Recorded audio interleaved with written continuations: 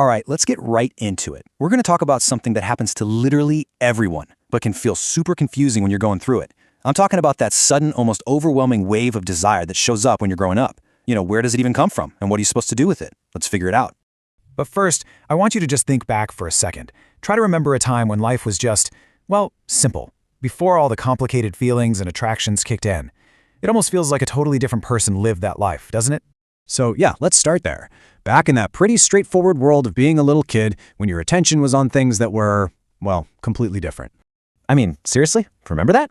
Your whole life just ran on this simple loop. You eat, you sleep, you play, and you do it all over again. The biggest drama you had to deal with was maybe losing a toy or not getting the exact snack you wanted. Your entire emotional world was just smaller, simpler.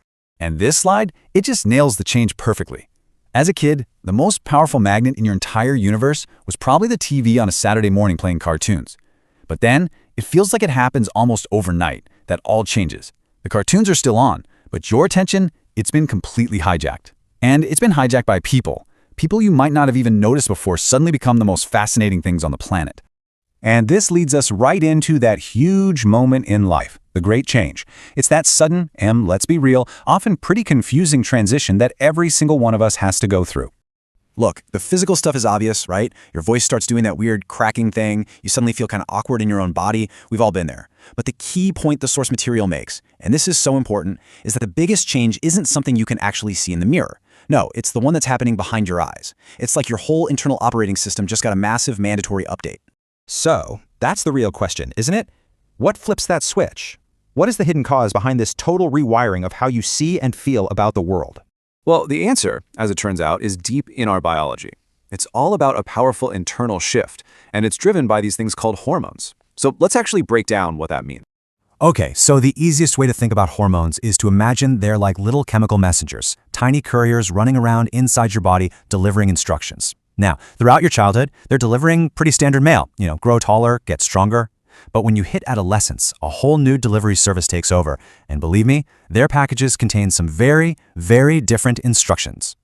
You can honestly map this whole thing out like a 3-act play. Act 1, childhood. The hormonal script is really simple. It's all about basic growth. Act 2, adolescence.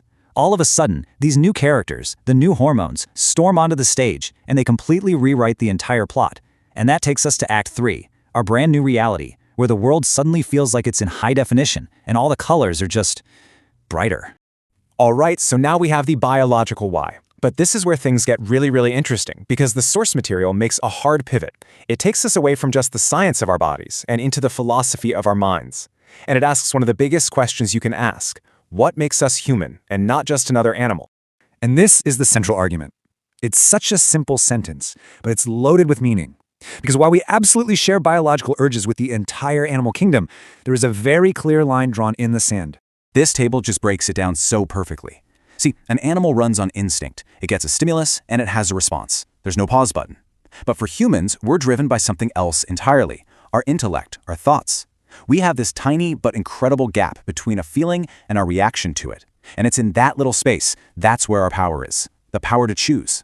And, of course, that's also where regret lives, the ghost of a choice we wish we could make again. So here it is, the big takeaway. That mind of ours, it's not just for doing math problems or solving puzzles. You could argue its most important job is to be the pilot for this powerful new engine that we've all been given. It's our built-in guidance system.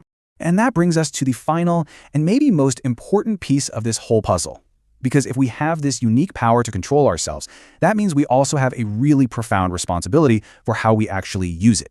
Because these feelings, right, as powerful as they don't just exist in a vacuum. Our choices have real consequences that ripple out and affect other people. The source reminds us that with this amazing power to choose comes a very serious responsibility. To not let a fleeting moment of desire create a permanent scar on someone else's life. And that, right there, is both the weight and the privilege of being human. And the source material really doesn't pull any punches on this one. It lays out a pretty stark choice. If you know what's causing these urges, but you choose to ignore your power to manage them, well, you're choosing to operate like an animal, not a human. You're consciously deciding to erase that very line in the sand that makes us who we are. And that's really where this whole explainer leaves us. We have the knowledge now, we know about the chemical messengers, the hormones, and we have the tool, our mind, our intellect, to guide them. So the final question isn't really, why do I feel this way? We've answered that. The real question is, what will I do with this incredible and uniquely human power of choice?